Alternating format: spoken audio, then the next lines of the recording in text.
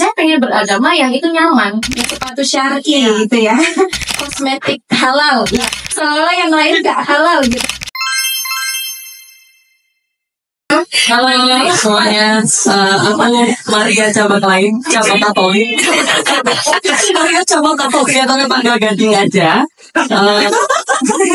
Dulu aku sempat dipanggil Maria waktu kecil dan ada hubungannya dengan yang mau aku sharingkan adalah soal religious trauma.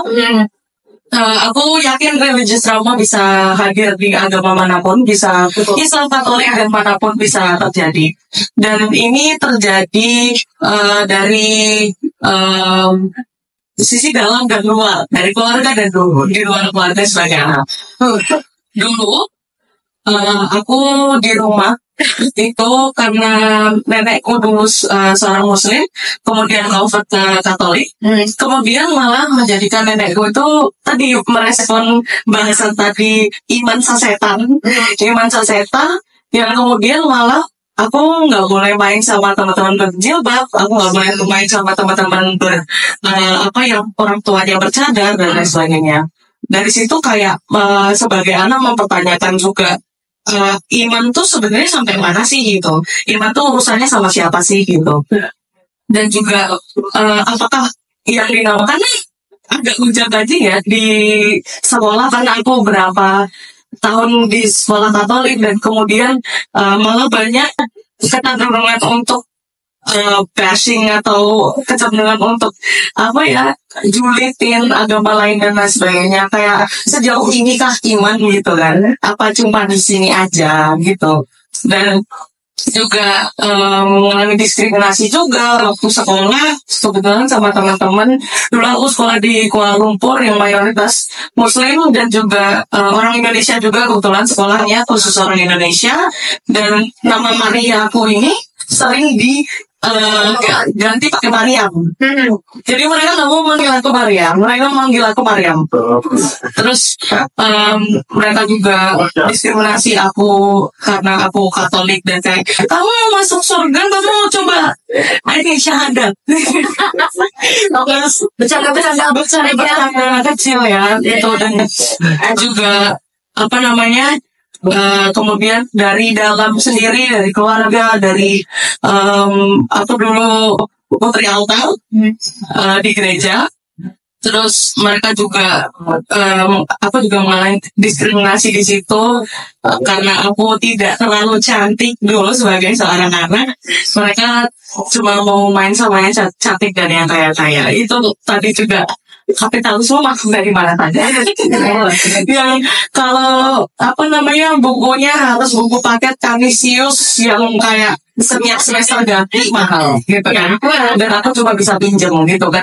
Diskriminasi terjadi di mana saja gitu. Nah, aku pengen tahu apakah di buku ini ada yang bahas soal religious trauma juga, atau gimana pendapat dari kakak-kakak soal religious trauma yang bisa terjadi di Islam juga. Iya. Makasih.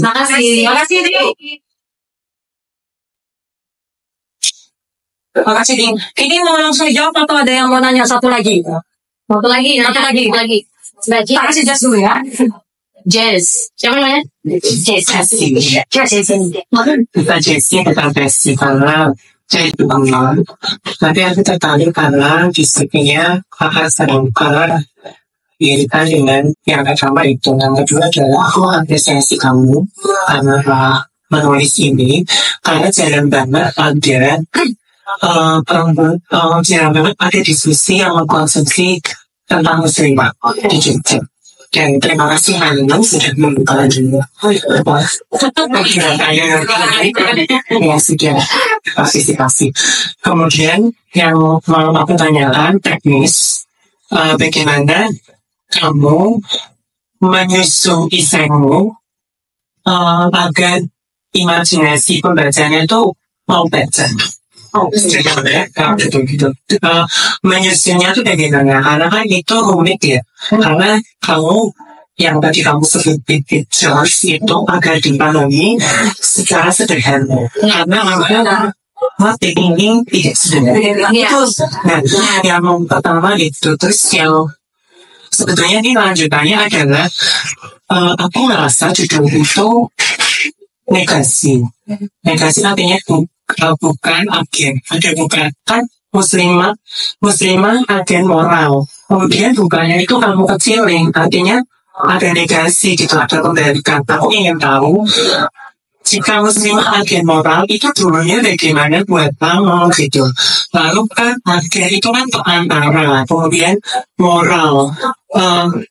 Bagaimana hubungannya antara bagaimana pembacaanmu tentang perempuan-perempuan muslimah, pengalaman-pengalaman perempuan-perempuan muslimah di masyarakat sekarang dengan yang dulu, kemudian yang tradisi dengan yang modern. Itu kan pertanyaan yang akan terus-menerus ditanyakan, hadir. Itu penting banget untuk perempuan dan semuanya itu tahu gitu.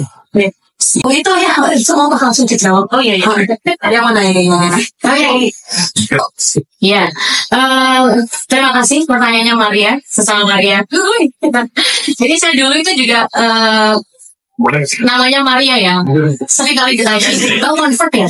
Jadi selalu saja, dan saya 4 tahun di Mesir dulu kan, jadi selalu mereka memanggil saya juga Mariam tuh.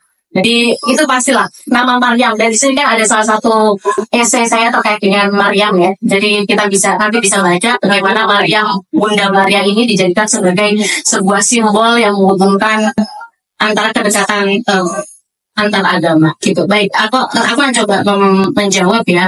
Religious trauma. Kalau yang di sini saya mungkin membahasnya terkait dengan religious trauma teman-teman saya yang berhijab, yang nggak berhijab, ya mereka trauma karena ketika tadi yang di awal saya sudah sebutkan memasuki sebuah komunitas tertentu yang komunitasnya itu sangat eksklusif gitu ya, mungkin eksklusif, tabarakallah, masya Allah, begitu, jadi dia merasa kayak pressure, tidak belong to the community gitu ya, tidak apa ya, welcome to the community, tidak merasa disambut, tidak merasa di apa ya, jadi mereka semacam excluding gitu kan.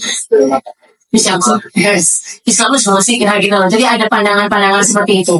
Nah itu yang dia rasakan, yang teman saya rasakan. Pada akhirnya dia harus mencoba untuk mencari tahu akses ataupun topik-topik dakwah apa yang harus dia konsumsi dan siapa ustadznya gitu. Dia bertanya kemana-mana sampai sebenarnya yang otoritatif lu mana sih, yang misalnya saya biar nggak terbelokkan ke dalam sebuah gerakan yang agak kanan atau kiri atau yang misalnya agak radikal gitu kan, takutnya begitu. Karena kalau ketika kita browsing di internet, di dunia digital, algoritmanya kan main. Nah, ketika kita dulu 3 tahun belakangan atau 4 tahun yang lalu, kita ketika mencari isu-isu ataupun topik-topik keagamaan, yang muncul adalah situs-situs dari beberapa kelompok yang katakanlah cenderung konservatif ya, saya bisa bilang begitu. Nah, tapi sudah sekian 3 tahun belakangan, alternatif dari wacana-wacana keagamaan yang moderat terbuka itu sudah mulai banyak. Nah inilah pentingnya kita membicarakan tentang alternatif ini di dunia digital agar algoritma ini nggak main. Jadi sehingga kita ketika mencari beberapa isu keagamaan yang muncul justru diarahkan ke ajaran-ajaran yang konservatif gitu ya. Nah di sini saya membahas tentang religious trauma, Mbak. Ada beberapa dan di Islam itu sangat banyak. Tidak hanya itu, saya kira teman-teman ataupun anak-anak muda sekarang yang mendapat bullying nggak pakai jilbab, terus kemudian dikatakan nggak muslimah, bagaimana nanti mungkin nyambung sama pertanyaan selanjutnya. Bahwa saya di sini saya menuliskan muslimah bukan agen moral, karena ketika bicara moral ini itu pasti ke perempuan.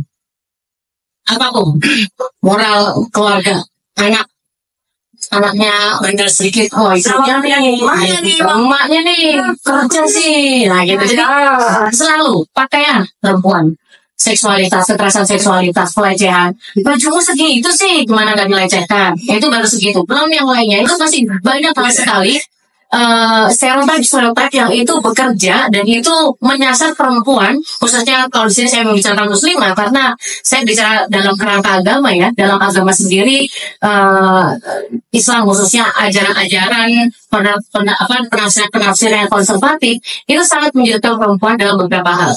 Ya misalnya perempuan dalam bekerja, segala macamnya, kemudian perempuan tidak boleh begini, kalau perempuan tidak boleh begini, tapi yang laki-laki tidak mendapatkan yang sama gitu. Ini bukan berarti saya ingin head to head terhadap laki-laki ya, laki-laki perempuan. Saya bukan di situ. Saya ingin bahwasanya semua perempuan atau siapapun ya, perempuan laki-laki kita menjadi agen moral. Makanya di sini muslimah bukan agen moral karena memang kita semuanya agen moral. Jadi tidak hanya perempuan yang menjadi agen moral.